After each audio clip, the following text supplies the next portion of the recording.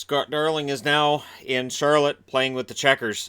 He cleared waivers, and that's it. And we'll see how long he stays down there. And of course, if Mrazek gets hurt, or if something were to happen with McElhinney, he'll get called back up and get another shot. But for now, he is still property of the Carolina Hurricanes. Valentin Zykov was grabbed on waivers by the Edmonton Oilers because, of course, he was. There was no way that kid. He put up 33 goals last year in Charlotte. There's no way that with 33 goals in the American League that somebody who's looking for a little bit of offense, a little bit of spark, and maybe a little bit of speed won't pick him up. And that's why it makes sense that it's the Edmonton Oilers. Smart move by the Oilers, by Chiarelli. We'll see how it works for them. They've made some moves that look on the surface like they should work out, and then they don't. So, fingers crossed. Ron Hextall was shocked that the Philadelphia Flyers got rid of him. He had no idea. What's come out, though, about him is that he was difficult to deal with, difficult to work with, and that there was some talk. He's disputing whether or not he was difficult to work with for scouts and for other people, but he admits he had a singular vision and he stuck to it. So if he's saying, all right, we're drafting at 6 and I'm picking this guy, and his scouts were saying, no, he'll listen. According to him, he'll listen, but it seems like in the end it's still my pick, so I'm still going to make my call. Now, I agree with him on this. His strategy was they were going to draft well. Okay, so it was all about picking up your prospects and developing them. And then when they're at the go-to time, as he put it, then he'd go for free agents and everything. And he didn't feel they were at that stage yet. And what was mentioned as well, and it wasn't quoted to him, but it was mentioned in the article, was that his first job before getting those prospects was to clear up the mess that was left for him with salary cap hell by Paul Holmgren. So, again, and that's why with Holmgren taking over currently, I look at that and go, oh, well, didn't he kind of cause the problem in the first place? So I do feel kind of bad for Hextall, but at the same time, it had been 4.5 years. He admits they didn't take the step forward this year that he'd expected them to. So it makes sense that they decided to go in another direction. You could argue either way. We are T-minus 1 day on the Nylander thing, and there's still nothing out there. It's this whole big schmozzle. But let's take a look at something. Let's take a look at it from a realistic perspective. There's been nothing from the player. There's been nothing from the general manager. Publicly, neither side has said anything. Now, if the deadline passes tomorrow and Nylander still leaves property, then we have something to really talk about.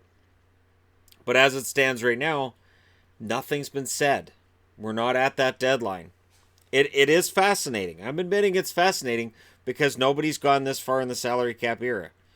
We're not sure what's going to happen, but he's leave property. And I don't see any team coming out of nowhere now and trying to scoop him. That's not going to happen. If that was going to happen, it would happen during the summer. And it's an interesting situation that the Leafs find themselves in right now because they're one of the best teams in the league. Adding Nylander would obviously make them even better, but they're not suffering too much not having William Nylander in the lineup. In fact, Kasperi Kapanen, the amazing start he's had to the season, I would argue if Nylander was in the lineup, that may not have happened. So it does equal opportunity for other players, and the Leafs are in an interesting position here. Do you pay him on a 2 or 3 year deal? Do you give him 6 years? And there's all kinds of rumors about the amount and the length of the term and all this. But again, it's all just rumor and hearsay. So it's a very interesting spot we find ourselves in, where this young kid who's got a lot of talent is holding out against the most powerful team in the league. One of the most powerful financially in the league. I want to say the most powerful, but I don't know if they'd be ahead of Chicago in terms of the overall revenues, everything. Maybe. Anyways, that's more of a Forbes thing than a Hockey Guy thing, so I might check out Forbes on that one.